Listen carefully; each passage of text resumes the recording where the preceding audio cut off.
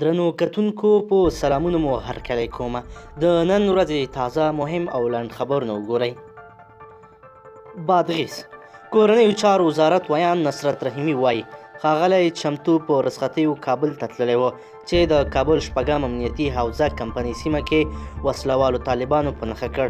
وسلوالو طالبانو ویلي دغه برید دوی کړی دی.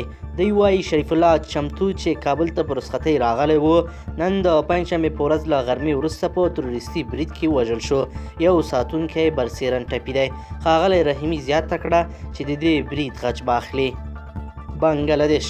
بنګلادیش محکمې هغو 14 کسانو ته اعدام سزا واوروله چې دوی یو زده کوونکي په دې تور وسوځوله چې خپل ښوونکی په جنسي ځورونه تورن کړی و.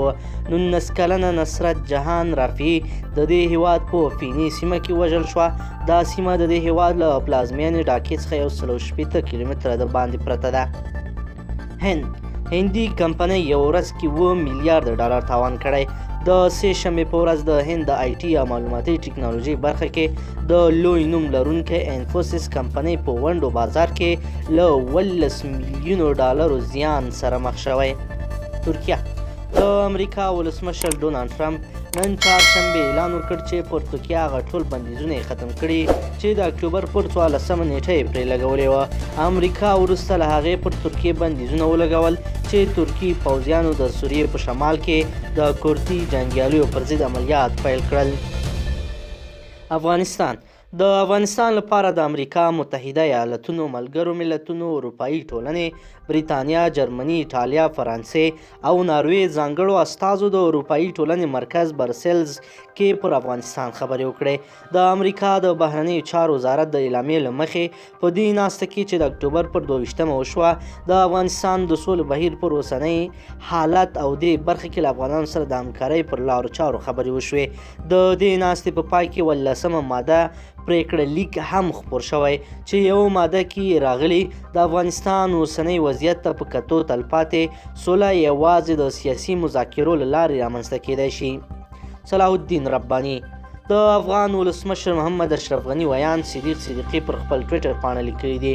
ولسمشر غني د بهرنیو چارو وزارت سرپرست صلاح الدین رباني استعفا منلې ده.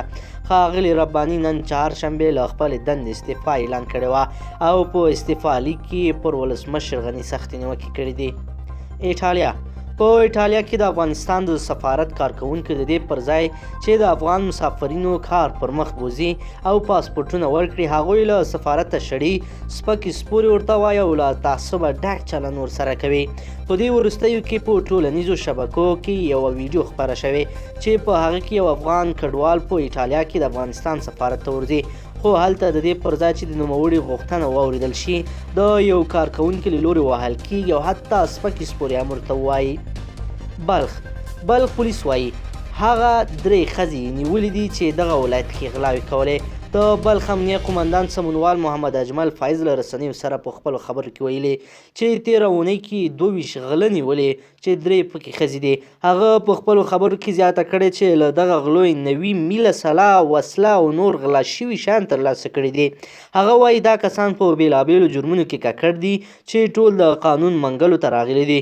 هغه همدار راز ویلي چې پولیس به هیڅ کس پرې نږدي چې په ښار کې خلکو ته ستونزې جوړې او جرمونه ترسره کړي. منظور پښتين د پښتون ژغورنې غورځنګ مشر منظور پښتين د احمدشاه بابا د تلین په ویاړ جوړه شوې غونډه کې خلکو ته وویل چې د پاکستان حکومت نشي کولی چې زموږ له ذهنونو احمدشاه بابا وباسي. مننه.